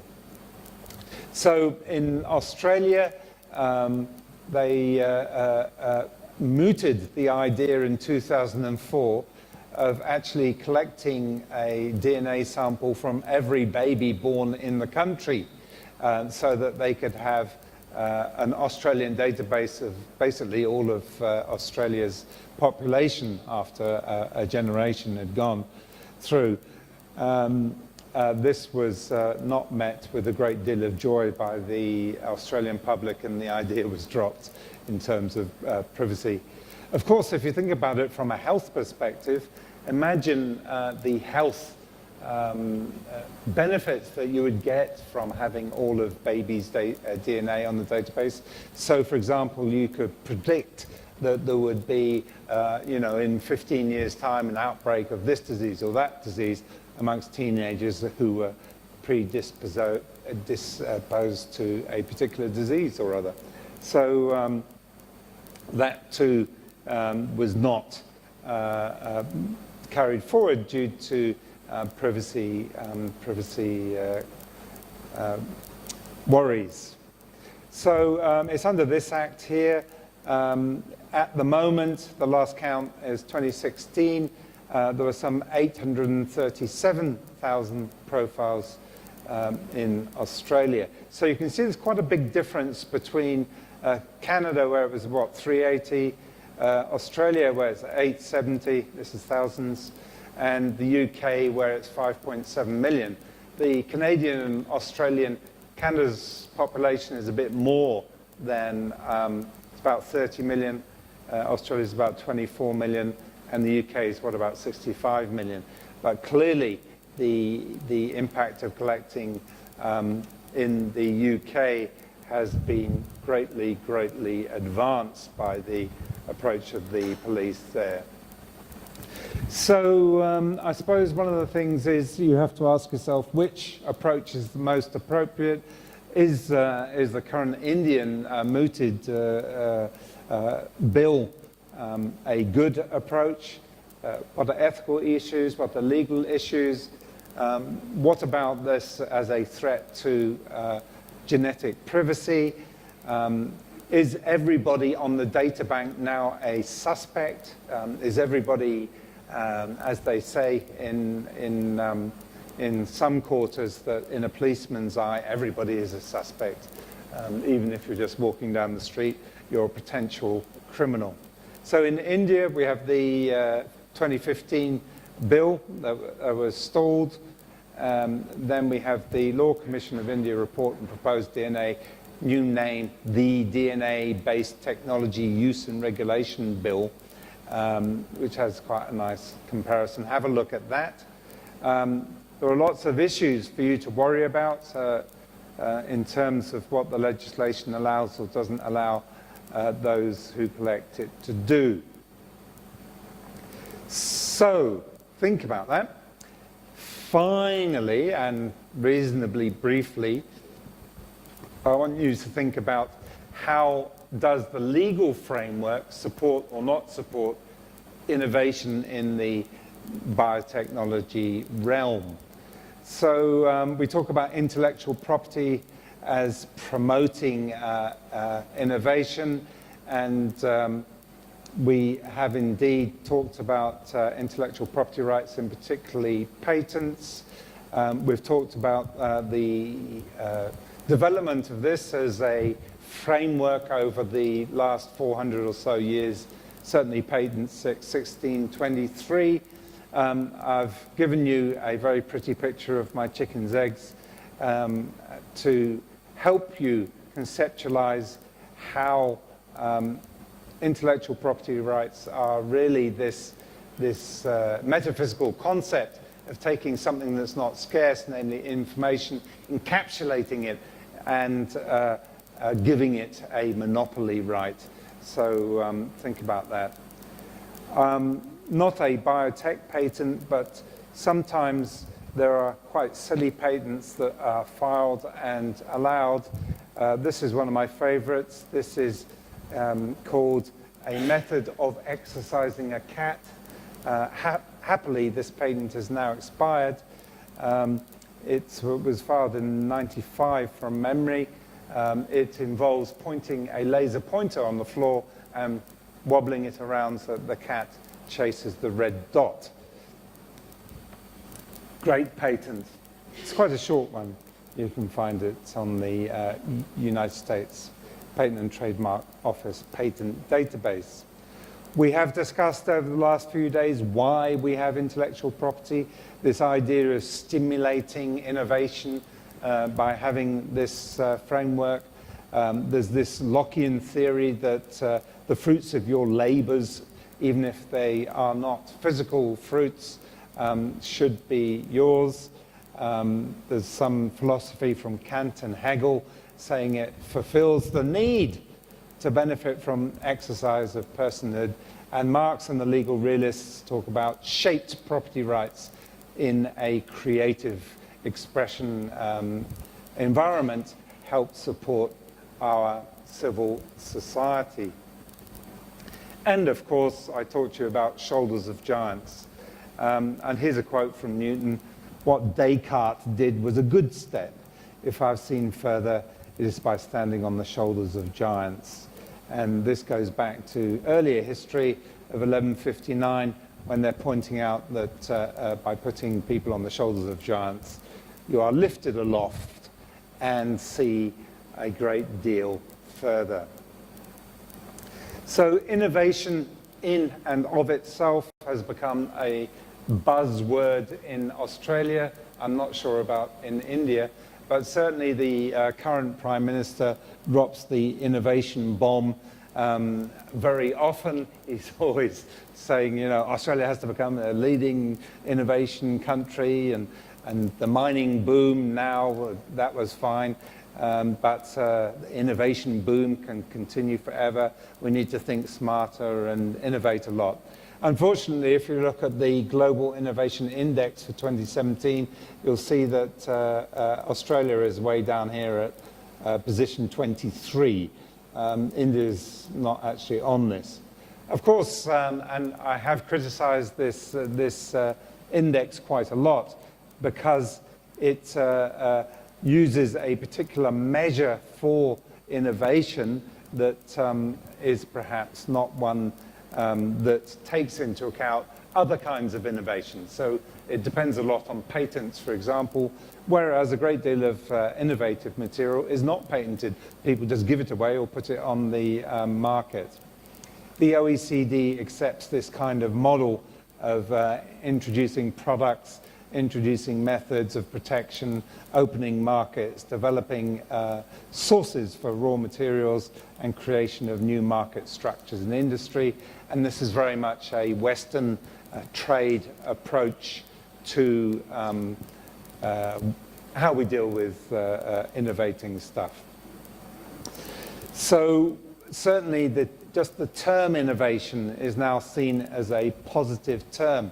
And whether you're talking about capitalization of shared economies or the cannibalization of production, there's a great deal of theory now coming out about how, and also in the past, about how innovation can shape our society.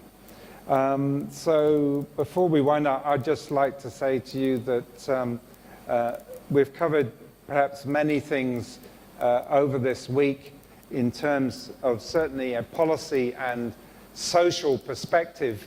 And I say for you, I have to think about the legal perspective, and often the legal perspective is easy to find once you know what the policy perspective is, because you know where to look. Finding law when you know where to look is now trivial.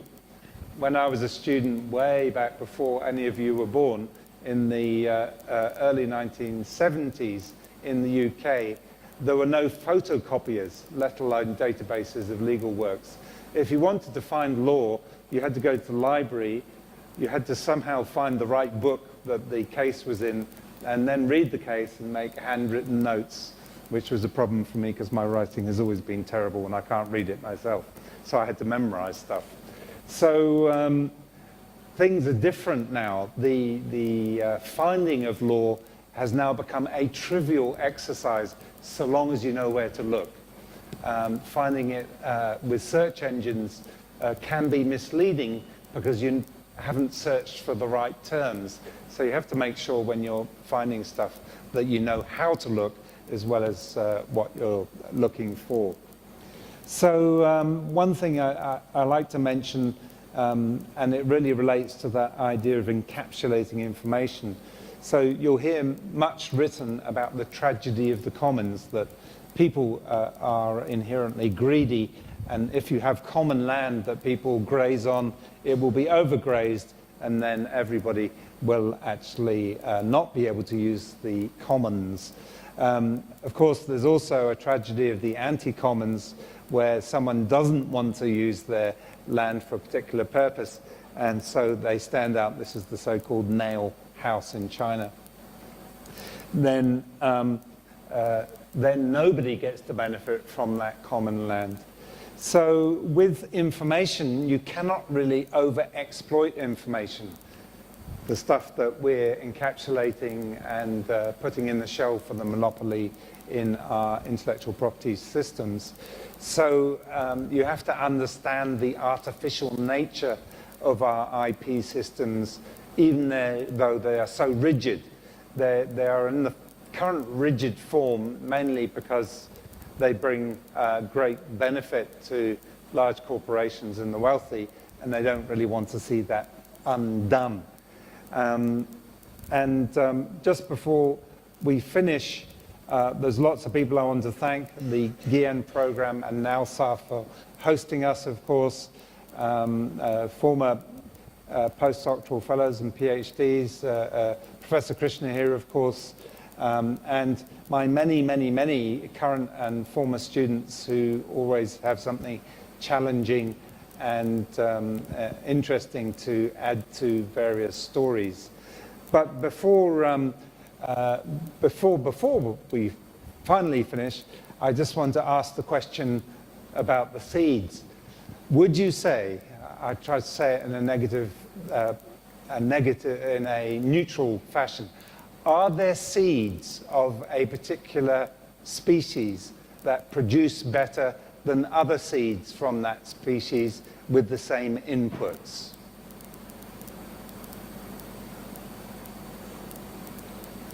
Dr. Krishna, it's your question. Are there some seeds, like varieties of seed, that produce more outputs given the same inputs? Sure, there you go. You have it now. It's gospel. Vandana Shiva seemed to be saying something different, according to Professor Bharti.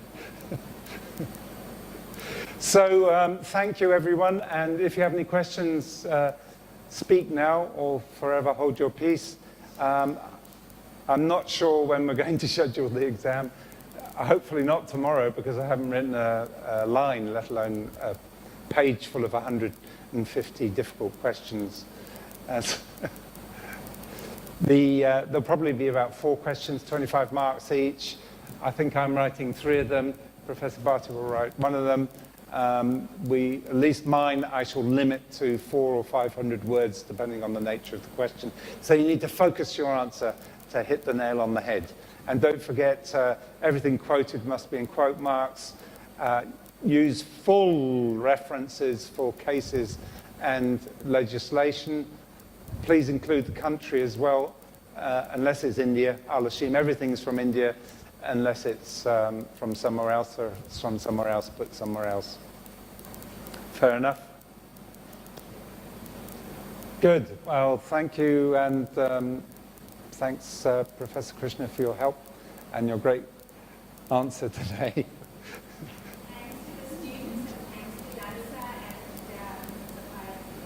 And thanks to Professor Bharti for looking after us.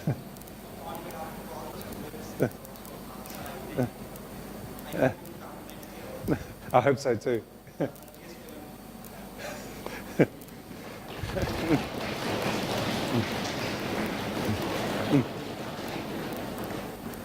I think we're just starting to get interesting. We need another week at least. So.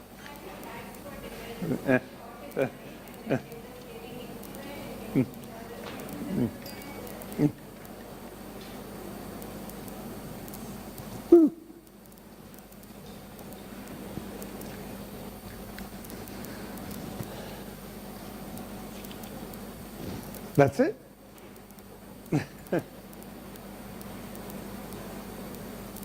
Oops. You've got to do the roll call.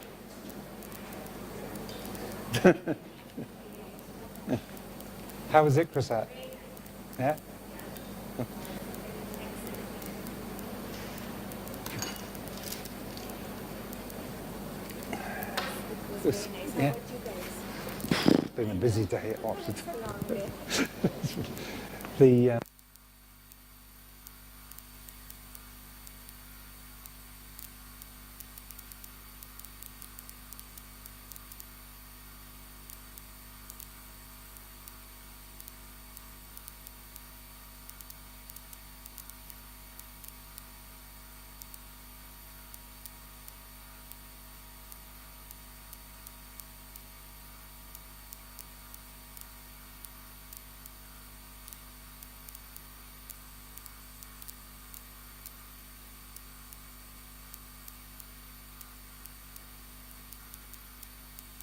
$40, $41, $43, $45, 47, 48, 52, 54, 57, 58, 59, 60, 61,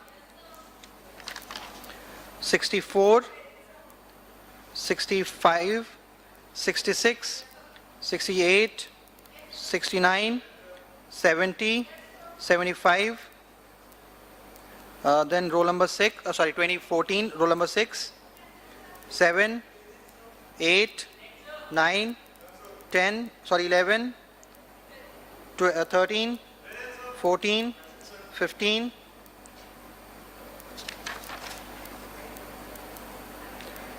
18, 19, 21, 22, 23, 26, 28, 29, 32, 35, 36, 36, 38, 37, 39, 41, 42, 52, 53,